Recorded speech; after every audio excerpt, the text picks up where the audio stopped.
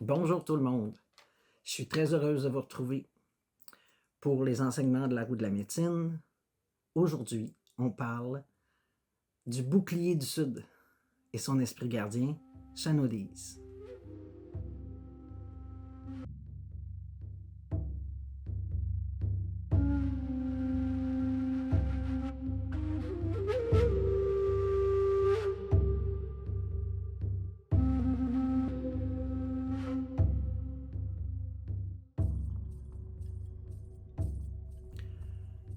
Premièrement, le bouclier du Sud, cette vidéo-là va être faite en deux parties.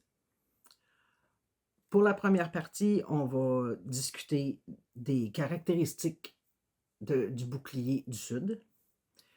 Et pourquoi je le fais en deux parties? Par respect des traditions des Premières Nations. Parce que initialement, les Premières Nations mettaient au sud l'esprit gardien du coyote. Mais avec l'évolution et avec l'évolution naturelle de la race et l'apparition scientifiquement prouvée du coilou sur le territoire, surtout sur le territoire québécois. Au Canada, oui, mais surtout au Québec. Donc, j'aimerais amener des preuves scientifiques sur le sujet. C'est pour ça que je vais faire ça en deux parties, parce que ça n'intéressera pas tout le monde, les données scientifiques concernant le coilou. Puis je veux faire une distinction entre le loup, le coyote et le coilou. Donc, pour cette vidéo-ci, on parle de la roue du Sud et de son esprit gardien, Chanodise, le coyote. Au sud, on retrouve... Le sud, premièrement, c'est l'été. La période du jour associée au sud, c'est le midi. Et les caractéristiques principales du sud, c'est la croissance, la rapidité, la confiance et l'amour. Et pour respecter l'enseignement traditionnel, je dois vous dire des choses importantes. Premièrement, pour certaines Premières Nations, surtout du côté américain, du côté des États-Unis, le sud, c'est la porte d'entrée. Chez nous, la porte d'entrée, c'est l'est, là où le soleil se lève. Mais pour plusieurs Premières Nations, vous allez en entendre parler, le sud, c'est la porte d'entrée. Pour certaines Premières Nations, c'est la souris qui est placée au sud. Pour d'autres, ça va être le cougar, appelé aussi le lion des montagnes. Et pour certains même, surtout aux États-Unis, chez certaines Premières Nations, c'est l'aigle qui est au sud. Donc, surprenez-vous pas si vous entendez parler de la roue de la médecine de d'autres nations et que ce n'est pas le coyote qui est placé au sud. C'est tout à fait normal. Ça va beaucoup, la roue de la médecine, comme vous pouvez vous en douter, va beaucoup avec les habitudes, mais aussi avec les rythmes des saisons et avec la faune locale. Parce qu'il n'y a pas des coyotes partout. Il n'y a pas de coyotes en Europe. Donc, en Europe, si vous adaptez la roue de la médecine, placer le loup au sud serait tout à fait logique.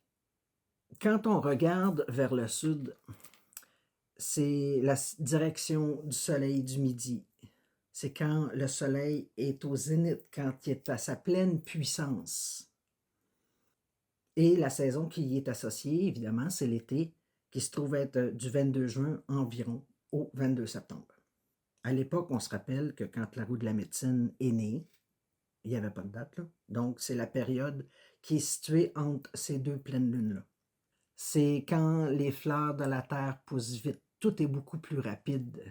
Au printemps, la saison des amours commence, oui, mais c'est surtout en été qu'on va parler de la saison des amours pour la roue de la médecine. Le Sud représente la promesse, il véhicule la promesse d'une bonne récolte à l'automne. Chaque bouclier nous amène vers le prochain bouclier. Au printemps, on termine nos projets. À l'est, on termine nos projets. Je vous l'ai dit ça. Parce qu'on sait que rendu au sud, quand on va changer de saison, quand on rentre dans la roue du sud, ça va aller plus vite. On n'aura pas le temps de finir les vieux projets parce qu'on va être happé par la rapidité, par la vitesse et par l'accélération. Et de plus en plus, cette accélération-là est présente dans nos vies. On ne doit pas négliger l'avènement des technologies, des nouvelles technologies, qui accélèrent le rythme. Et cette nouvelle technologie-là n'accélère pas juste notre rythme en tant qu'acteur de la société, elle accélère aussi le rythme de la nature. Et on le voit, ça. Il y a des choses qui changent. Il y a des saisons plus courtes.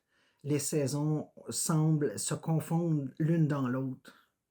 Si je vous parle juste de l'hiver au Québec, c'est pas les mêmes hivers que quand j'étais petite. L'accumulation de neige est de moins en moins importante. Et ça, c'est un fait. C'est scientifiquement prouvé. On ne rentre pas là-dedans, mais je veux juste vous dire que tout s'accélère de plus en plus. Et si au sud, on est déjà dans la croissance et dans la rapidité, c'est sûr qu'avec l'avènement technologique, il va y avoir une accélération. C'est beaucoup plus rapide. Puis de toute manière, vous le savez, hein, on rentre en été, on se tourne, l'été fini. C'est comme ça l'été. L'été, ça va vite, vite, vite, vite, vite. On n'a pas le temps, sur le bouclier du sud, quand on est rendu là, on n'a pas le temps de penser. C'est le temps d'agir, c'est le temps d'avancer. Et le coyote, on va en parler tantôt, il est là pour nous le rappeler. Mais l'été, le sud, c'est aussi toutes les belles énergies qui vont avec l'été. On est en forme, on est plein d'énergie. La roue de la médecine est là pour, d'abord et avant tout, pour nous apprendre à respecter notre rythme. Et faites attention, je fais une parenthèse importante, parce que de plus en plus, les gens ont tendance à imposer leur manière de voir. Moi, je vous dis, usez de discernement, même avec ce que moi je vous dis. C'est extrêmement important, parce que la roue de la médecine nous apprend à se respecter d'abord. Traditionnellement, c'était extrêmement important pour la survie du peuple. L'esprit de communauté était important et de travailler avec la roue de la médecine leur permettait de survivre. Parce que on le sait, il n'y avait pas toutes les facilités et le confort qu'on a aujourd'hui. Donc, c'était une manière pour eux de rester en vie, de respecter les rythmes des saisons et de respecter la communauté et d'avoir un esprit communautaire qui se déplaçait en même temps que la roue de la médecine et que les saisons et en même temps que la faune même, parce que certains nomades suivaient la faune pour survivre. Il y avait quelques nations sédentaires comme les Iroquois, les Iroquoiens, qui étaient très sédentaires. Eux, ils cultivaient le maïs et c'était correct. Mais certaines nations comme les Algonquins étaient plus nomades. Alors, c'était important pour eux de suivre la roue de la médecine selon les saisons et ne pas déroger de ça. Mais on n'est plus là, là. Là, on est rendu à une époque où on doit respecter notre rythme. C'est la saison des amours aussi. L'amour est au sud. Mais pensez à ce que l'été vous inspire, puis vous allez comprendre le sud de la roue de la médecine. Je vais vous reparler de l'ouest et du nord, c'est-à-dire l'automne et l'hiver. Mais il y a une suite logique à la roue de la médecine. Tout ce qui sommeillait au nord commence à germer à l'est. Ça commence à prendre forme. Et ça fleurit. Ça donne ses fruits au sud.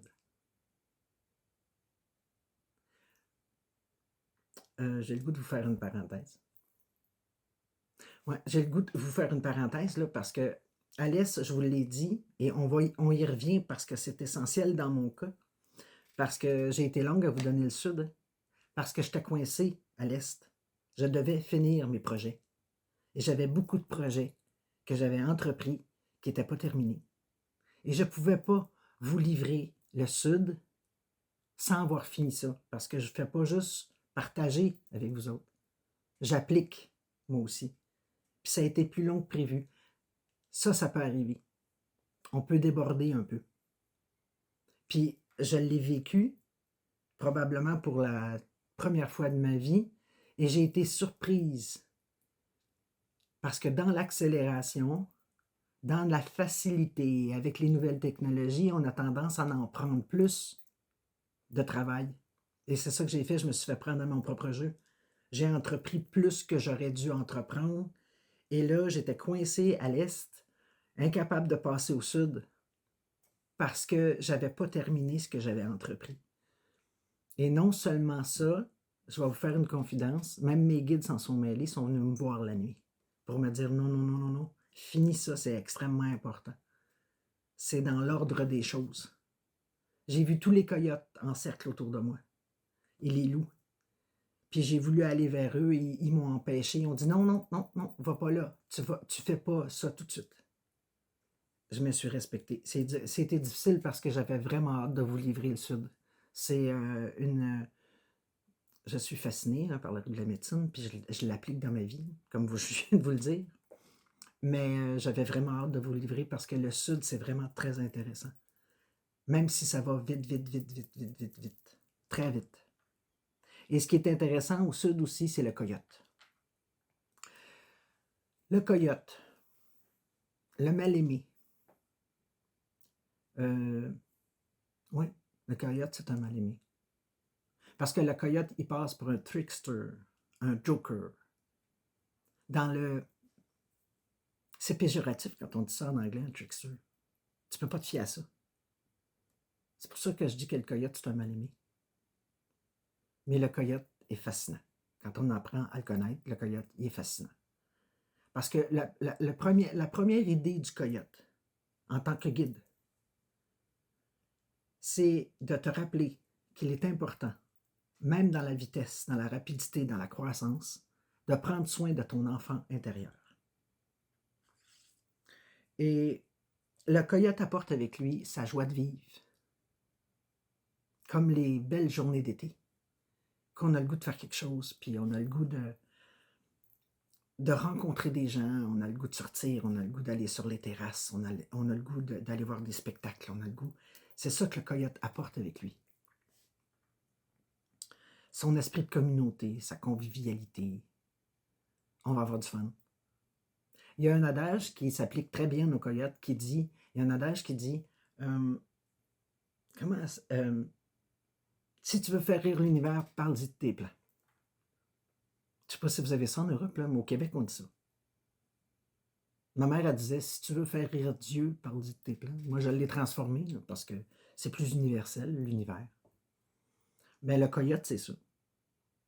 Parce que quand le coyote intervient, c'est certain qu'il va vous faire découvrir, qu'il va vous faire explorer des chemins que vous auriez jamais pensé prendre sans son intervention. C'est certain. Si tu t'en vas par là, le coyote dit non, tu t'en vas pas par là. Viens avec moi, on s'en va par là. Tu vas voir, ça va être bien plus le fun. Puis c'est là qu'on se découvre. Parce que ce chemin-là, on n'aura jamais osé le prendre. Mais lui dit, tu vas te découvrir chemin faisant. Le truc avec le coyote quand il intervient, c'est de prendre ça avec humour. Les Premières Nations disaient, certaines Premières Nations disaient, il ne faut pas généraliser, que c'était une force en soi pour eux d'être capable de rire de soi, de rire de ses erreurs. Et c'est ce que le coyote nous enseigne. Si tu fais des erreurs, c'est pas grave, prends-les en riant, prends-les avec humour. Le coyote, c'est pour ceux qui connaissent le royaume féerique, c'est la petite pixie du royaume féerique. C'est celle qui te dit: «Voyons, c'est le fun, c'est pas grave, on recommence» ou «On s'en va ailleurs» ou «On prend un autre chemin puis on va y arriver pareil». Le problème avec le coyote, c'est des fois on a l'impression qu'on est perdu, mais au contraire. Et souvent le coyote va intervenir quand justement on a l'impression d'être perdu, on ne sait plus où aller, on est coincé. Quand on est coincé entre 2 décisions, quand on est coincé entre trop de projets, entre trop de propositions, c'est souvent là que le coyote va intervenir pour nous dire: «OK, bon, là, tu as ça, ça, ça, mais tu n'avais pas pensé à ça, par exemple, parce que là, tu es trop stressé». Et le coyote, il déstresse. Il y a du mauvais stress puis du bon stress, mais si on s'occupe juste du mauvais stress, le coyote, il déstresse. C'est comme le coyote, on va l'identifier comme un jeune adulte qui a encore son émerveillement, son enthousiasme de jeune. Tu sais, quand on dit, mon Dieu, qu'il n'est pas mature pour un homme de son âge, un jeune homme de son âge ou une jeune femme de son âge, tu sais. Mais il y a quelque chose de bon là-dedans, de garder son esprit, sa curiosité d'enfant, son esprit. Là, je cherche un mot, là, puis il va venir tantôt. Je vais vous le dire tantôt parce que, bon, ben, j'ai perdu mon mot. Ça avait l'air bien intéressant, mais j'ai perdu mon mot. C'est quoi ce mot-là? Bon, je ne me souviens plus. C'est sûr que le coyote nous mène sur le chemin de la réalisation de soi. Je vais vous donner un exemple concret. OK? Le coyote, il est rusé. Pas autant que le renard, c'est pas sa caractéristique principale, là. Mais je vais sûrement vous en reparler dans la deuxième partie de la vidéo. Je vais me répéter, mais qu'est-ce que vous voulez? C'est comme ça que ça rentre. Je suis comme ça. Je veux tellement tout vous livrer que des fois je me répète. Vous m'excuserez, là, mais c'est comme ça. Le blaireau, ici on l'appelle le carcajou, mais c'est la même chose que le blaireau en Europe. Si le carcajou est à un bout du terrier d'une souris, puis il est en train de creuser pour trouver la souris, le coyote va le voir faire.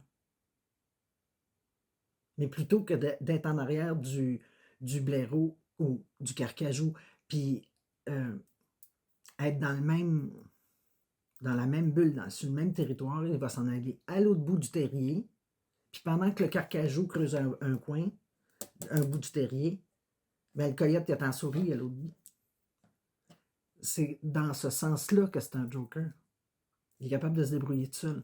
Il y a l'esprit de communauté, puis la hiérarchie dans la meute est très importante, autant que le loup. Mais disons qu'il lui va chasser seul. Il se débrouille tout seul. Pendant que le loup chasse pratiquement exclusivement en meute, là, le coyote est capable de se débrouiller tout seul. Puis c'est ça qu'il nous enseigne. À se débrouiller tout seul, à le suivre, en confiance. Puis c'est après qu'on l'ait suivi jusqu'au bout qu'on réalise le ridicule de la situation, qu'on s'est donc tracassé pour rien, qu'on a donc stressé inutilement, qu'on s'est fait des cheveux blancs et ça ne valait pas la peine parce qu'il y en avait une autre solution. C'est ça qui enseigne le coyote.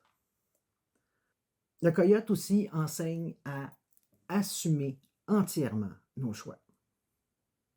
Si le coyote a décidé d'aller à l'autre bout du terrier pour attendre la souris à la sortie puis elle ne sort pas, ben, au moins il aurait essayé. Il va passer à autre chose. Parce que c'est sûr que le coyote, chemin faisant, va vous faire prendre des détours. Mais le choix vous appartient. N'oubliez pas, on est pourvu du libre arbitre. On ne peut pas rien mettre sur la tête du coyote. Ce n'est pas la faute au coyote. Là. Vous avez le choix. Vous avez toujours le choix. Ici, des coyotes autour, puis quand je les entends hurler le soir ou la nuit, je me dis, oh, J'espère que tu files bien, ma grande, là, parce que là, tu vas faire un détour, puis après ça, tu vas trouver ça ridicule, parce que à toutes les fois que je l'entends hurler, le coyote, parce qu'il y a une différence, moi j'appelle ça du chiolage de coyote. Il y a vraiment une grande différence entre un hurlement de loup et un hurlement de coyote.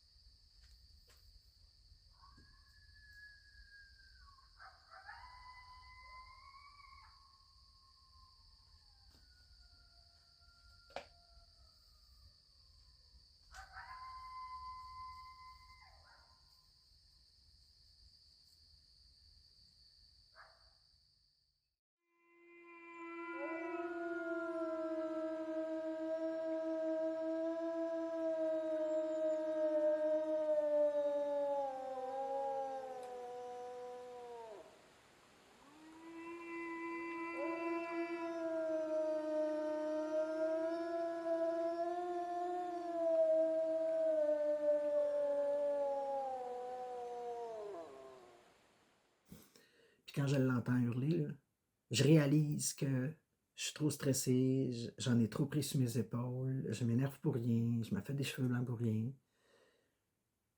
Puis le coyote, lui, en fait, ce qu'il nous dit, c'est plus tu prends le jeu de la vie au sérieux, moins tu as de chances de gagner.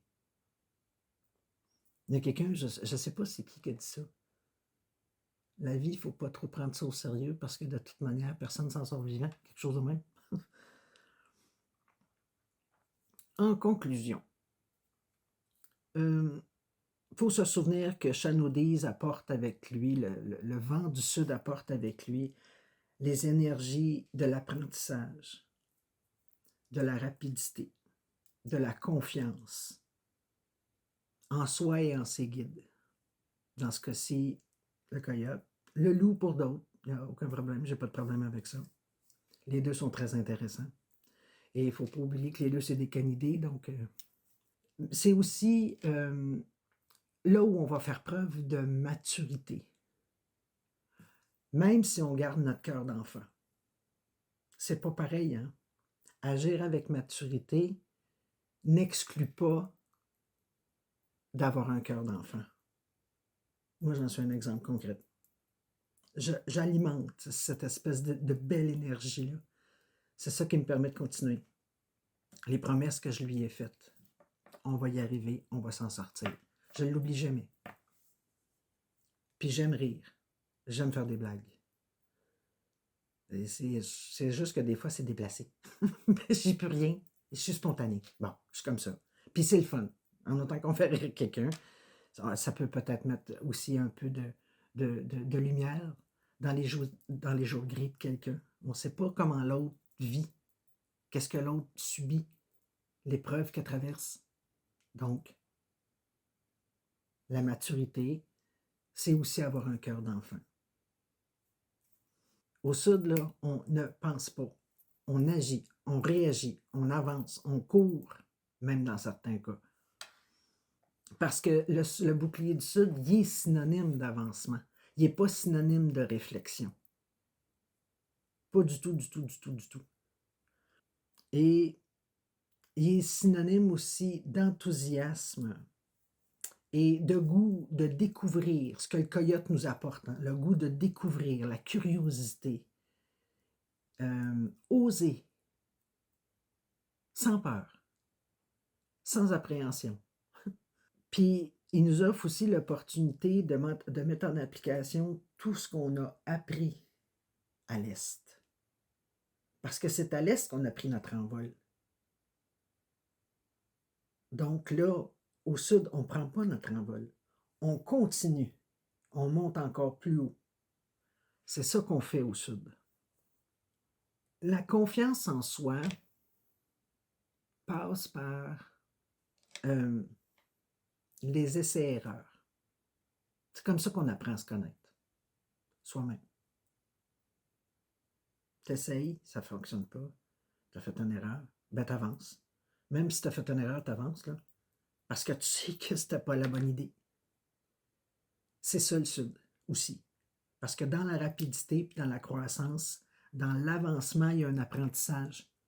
mais on peut aussi se tromper, tomber, se relever et continuer. Et si vous avez de la difficulté, invoquez le coyote. C'est sûr qu'il va vous faire rire. Vous allez vous relever en riant, mais vous allez vous relever gagnant. C'est convaincu. Il ne faut pas avoir peur de se tromper. Parce qu'en bout de ligne, c'est sûr qu'on va triompher. L'échec appartient à celui qui ne s'est jamais relevé après avoir tombé. Dès que tu as le goût de te relever, tu es gagnant. Il ne faut pas abandonner. Sur ce, je vous souhaite bon bouclier du Sud dans l'avancement et la rapidité et dans l'essai-erreur avec notre ami le coyote. Et je vous fais une deuxième partie. Dans cette deuxième partie-là, je fais la distinction entre le loup, le coyote et le coilou, mais je vous donne aussi des données scientifiques. C'est pour ça que je ne l'ai pas inclus dans cette vidéo-là, parce qu'à cause des données scientifiques. C'est un petit peu plus scientifique et ça n'intéresse pas tout le monde. Donc, par respect pour tout le monde, ceux qui ça intéresse, vidéo numéro 2. Et pour les autres, ben, merci. J'espère que ça vous a plu. Et on se revoit très, très bientôt. Je vous le promets, je m'y engage pour la roue, le bouclier de l'Ouest avec notre ami Mokwa, l'ours que les Premières Nations appelaient Mudjikewis. Bye tout le monde. À la prochaine.